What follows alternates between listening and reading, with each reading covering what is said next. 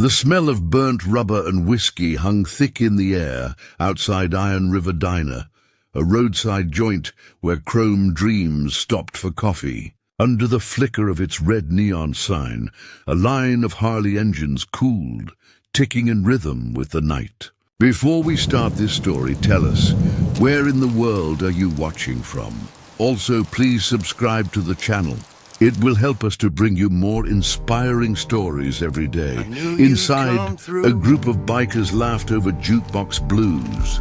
Leather vests glinting with the insignia of the Iron Serpent's MC, the door creaked open and the laughter died. Standing there was a small boy, maybe 8, his shirt torn, his face streaked with dirt. He didn't cry. He just said, steady as a gunshot, "My stepdad's gonna sell me." The room went silent. Every man there froze mid-breath, eyes locking on the boy like they'd just heard a ghost speak. The biggest biker, a grizzled veteran called Bear, pushed his chair back slow. "Come here, kid," he said, voice rough but careful. The boy didn't move. His hands shook as he held up a small pendant, a winged skull with faded letters, Ha. The same emblem stitched on Bear's chest. The pendant swung like a silent accusation. Bear's gaze hardened. The other bikers exchanged looks, confusion, disbelief, then a kind of reverent dread. "Where'd you get that?" Bear asked quietly. The boy swallowed. "My dad had it. Before he died." His voice cracked on the word. The name on Bear's patch, Hellsangels Nomads, caught the boy's eye, and something flickered inside him, recognition buried in years of fear. Bear knelt so they were eye level. "What's your name, kid?"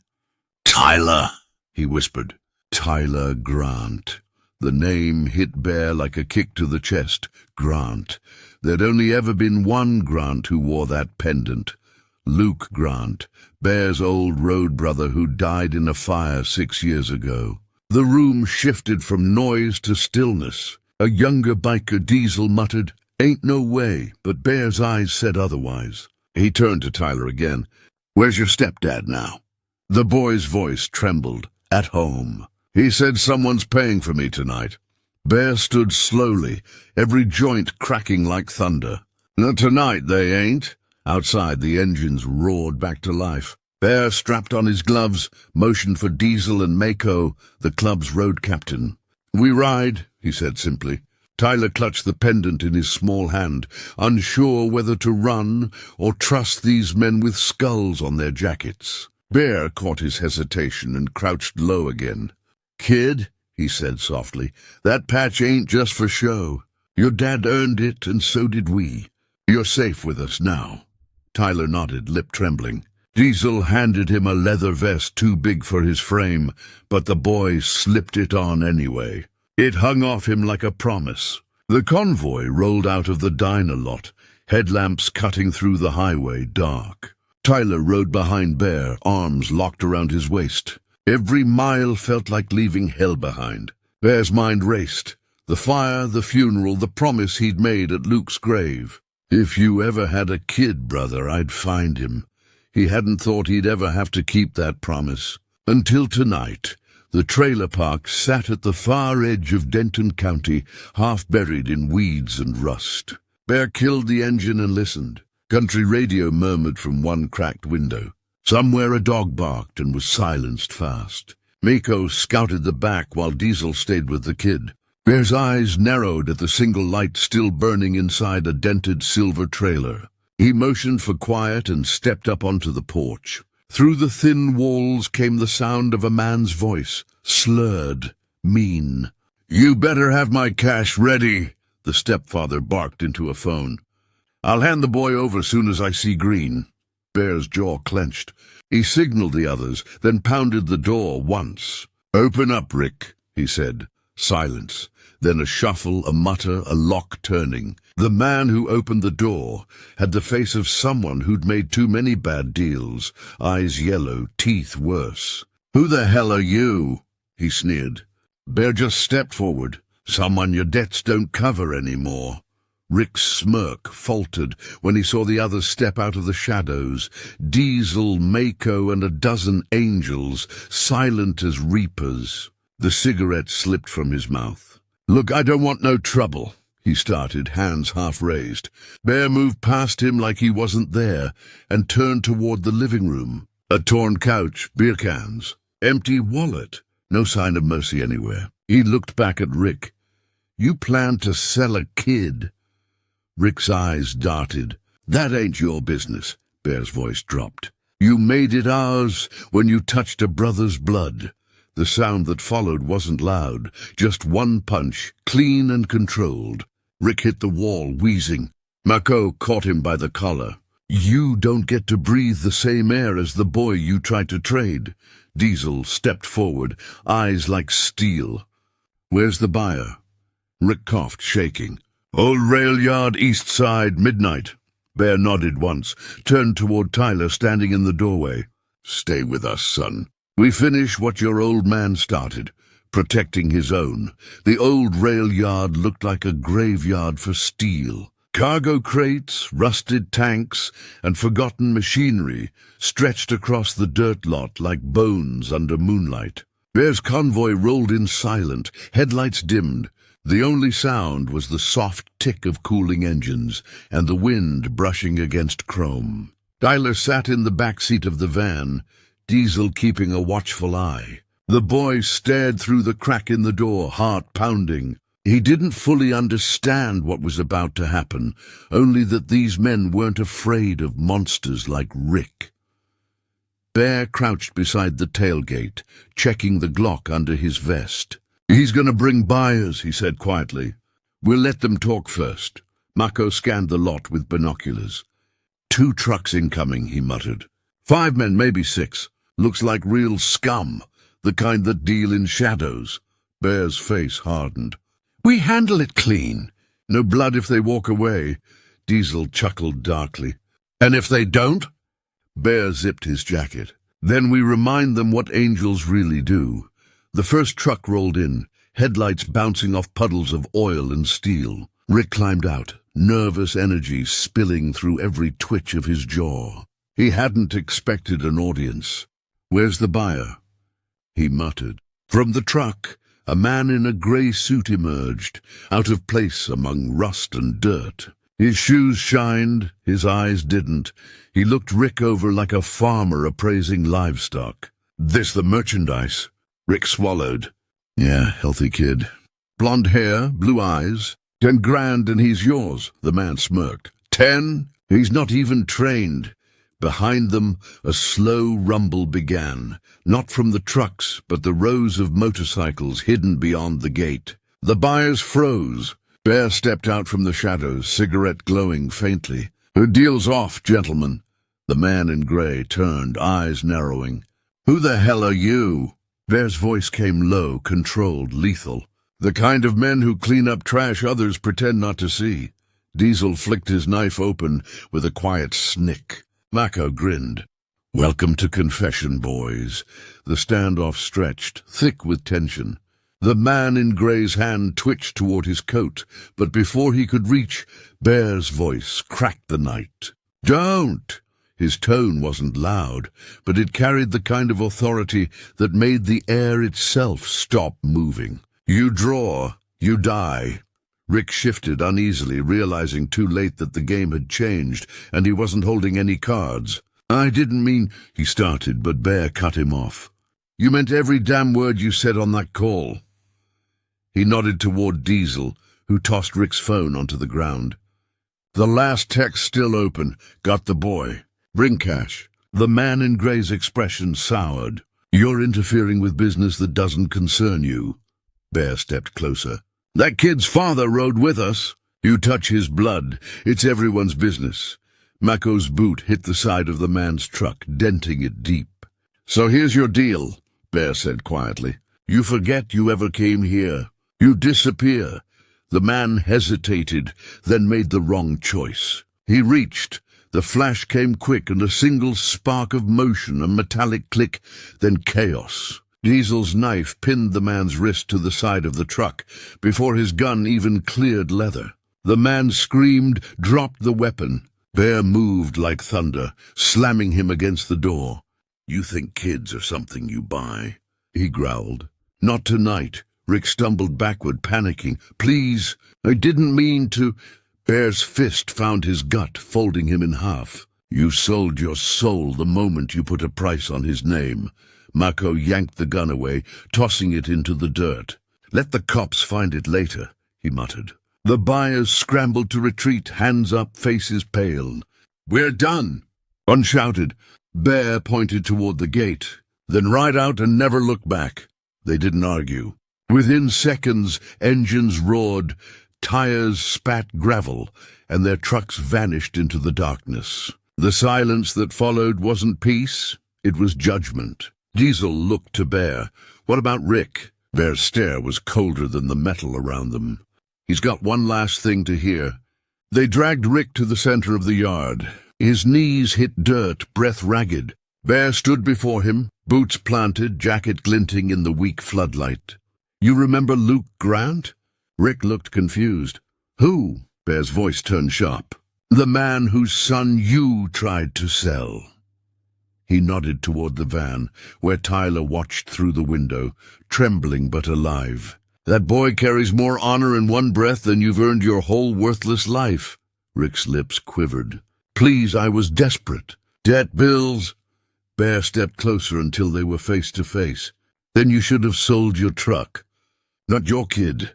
Rick looked away, tears streaking through grime. Bear leaned in, voice low enough to cut. "If I ever hear you touched another child, I'll make sure the dirt remembers your name." He turned to Diesel. "Drop him near the sheriff's station." Diesel nodded. "With the phone?" "With the phone," Bear said. "Let the law see his confessions for once." Tyler watched as the bikers walked back to their bikes. He didn't know what justice meant, but tonight it had a sound. Chrome and thunder.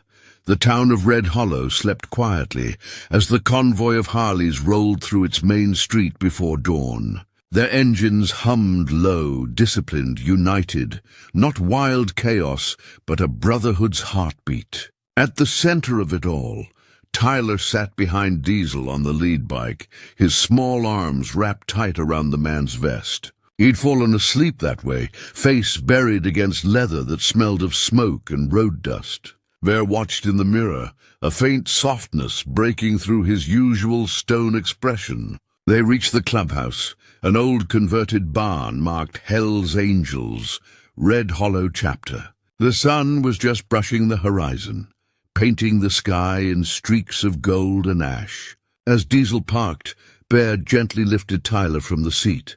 "You're home now, kid?" he said quietly. Tyler blinked awake, dazed.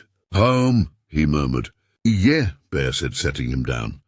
"Your dad helped build this place.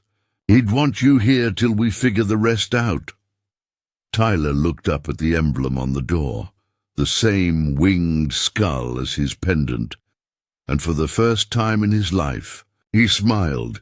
Inside, the clubhouse was warm and alive. The scent of bacon mixed with engine grease, and sunlight cut through the open shutters, landing on worn pool tables and a wall covered in photos. Tyler's eyes lingered on one frame, a younger Bear, Diesel, and a man with the same eyes as him, Luke Grant, his father. He reached up and touched the edge of the glass. "That's him, ain't it?" he asked. Bear nodded slowly. "Your old man was family here, the kind that never backed down, never broke a promise." He poured coffee into a chipped mug and slid it to the counter for himself, then handed Tyler a glass of milk instead. "He was my best friend," Bear continued. "We called him Road Saint, not because he was perfect, but because he had this way of doing the right thing, even when it hurt like hell." Tyler stared at the photo. "Did he die bad?" Bear's jaw tightened, then eased. "He died saving a woman and her kid from a wreck. Never made it home that night." Tyler lowered his gaze. "Guess heroes don't always wear capes." Bear smiled sadly. "No, kid. Sometimes they wear leather." Later that morning, the bikers gathered around the long wooden table. Diesel, Mako, and Torch, the club's mechanic, discussed Rick's arrest. Cops took him in, Diesel said. Found his phone with every message still on it. He won't be seeing daylight again. Bear nodded but stayed quiet. He looked toward the doorway where Tyler sat on the steps, tracing circles on the floor with his shoe. The kid didn't talk much, but when he did, every word carried weight. McCoy leaned back. "So what now, Prez?" Bear looked up, his eyes distant. "Now we teach the boy what his name really means." He stood and motioned for Tyler. "Come on, son. Time you saw where your dad found peace." Tyler followed him out back. Behind the clubhouse was a small patch of earth bordered by stones and wild grass. Rows of steel crosses stood there, each etched with names and road nicknames. At the far end was one that read, "Luke Road St. Grant, Ride Eternal." Bear knelt, placing his hand on the cross. "He was the best of us. You carry him every time you breathe." Tyler knelt beside Bear, silent. The morning wind tugged at his hair. He didn't cry. He just looked at the cross like it was something alive. "Did he know about me?" he whispered. Bear's throat tightened. He knew he was going to be a dad. "Told us the night before, that last run." Tyler pressed his palm against the cold metal. "He never got to hold me." Bear's hand rested on his shoulder, firm but gentle. "Maybe not in life," he said, "but he's holding you now, kid. Every mile we ride, every road we take, he's there." Tyler blinked hard, fighting the ache in his chest. Bear stood, voice steady again. "You're part of this family now, and we don't leave family behind." From inside the clubhouse came the sound of laughter, engines, and a new rhythm of belonging. Tyler turned, watching Diesel polish his bike and Torch grease a chain. For the first time, the noise didn't scare him. It sounded like safety, like the hum of something real. He looked back at the cross and whispered, "I'll make you proud, Dad." That afternoon, Bear took Tyler for his first ride. The highway shimmered under the summer sun, a long ribbon stretching through endless fields. Tyler sat in front of him, hands gripping the bars, wind whipping through his hair. The world blurred into color and sound. Blue sky, silver chrome, laughter echoing from behind as the other angels followed close. Bear shouted over the roar, "You feel that?" Tyler nodded. "Feels like flying." Bear grinned. "That's freedom, kid. That's what your old man lived for." They pulled off near an old overlook, the valley below glowing gold. Diesel handed the boy a soda while Bear parked his Harley. "When I was your age," Bear said, sitting beside him, "I thought bikers were just outlaws. Turns out we're just broken men, trying to keep the world from breaking others." Tyler leaned against him, tired but peaceful. The convoy rested, engines ticking cool. For the first time, the boy who once whispered for help now sat in the open, under a wide, forgiving sky, not a victim anymore, but a legacy reborn. Days passed at the clubhouse, and Tyler's world began to change. The shadows under his eyes faded, replaced by curiosity. He followed the bikers everywhere, watching Torch rebuild carburetors, learning how Diesel tuned an engine by sound alone. The men didn't treat him like a project. They treated him like one of their own. "You listen, you learn," Bear said one afternoon, handing him a rag. "A bike talks if you pay attention." Tyler smiled shyly. "What's it saying now?" Bear grinned. "That she needs love and patience, just like people." In the evenings, the angels sat around a crackling fire, swapping road tales. Tyler would curl up beside Diesel's jacket, listening like the stories were bedtime songs written in chrome and courage. He wasn't scared anymore.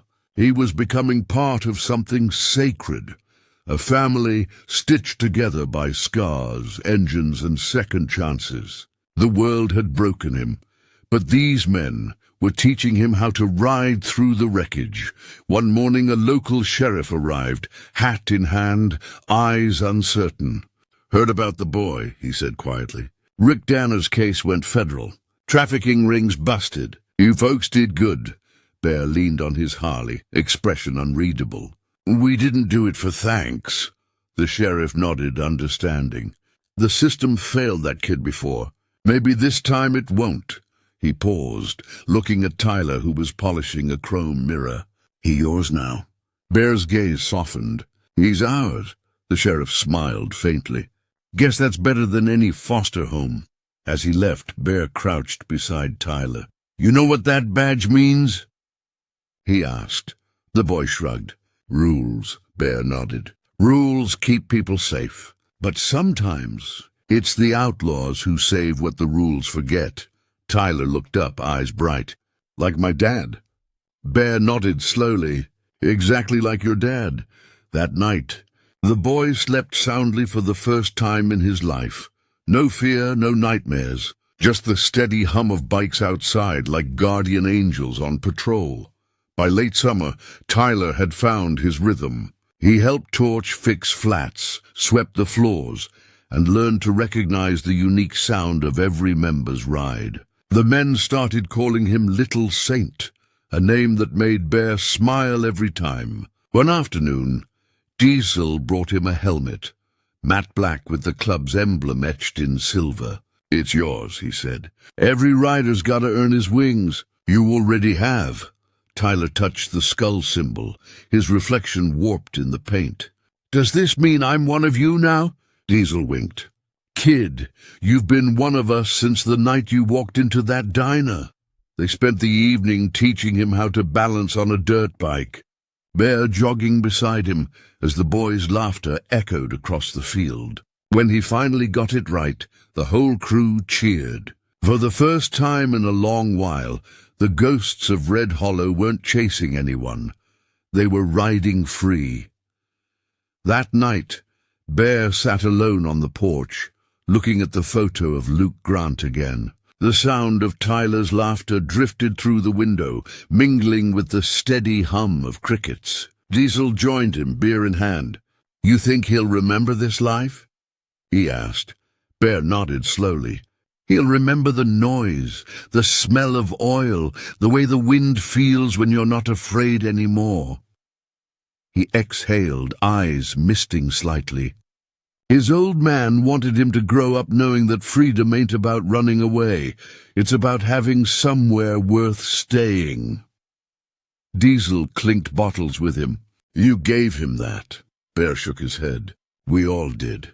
Inside, Tyler slept beneath a patched leather jacket too big for him. On the nightstand sat his pendant, the one his father left behind, now polished, shining faintly under the warm light, resting beside a photo of the angels that morning. A new family framed in chrome and hope.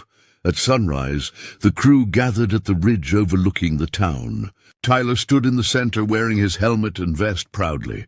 Bear started his Harley, the others following until the air trembled with thunder. He looked down at the boy and said, You ready for your first real ride? Tyler grinned, heart racing.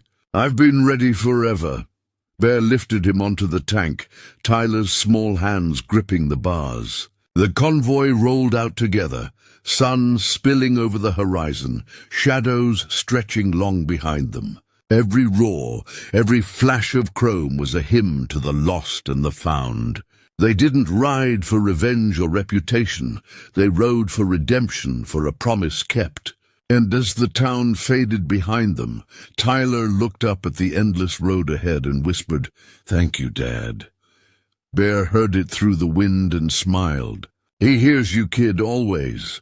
So if you believe that every child deserves protection, that loyalty still matters, and that love can roar louder than hate, hit that subscribe button, give this video a like, and ring the bell icon. Because out here on the open road, stories like this one remind us, family isn't blood. It's the ones who ride through hell to find you.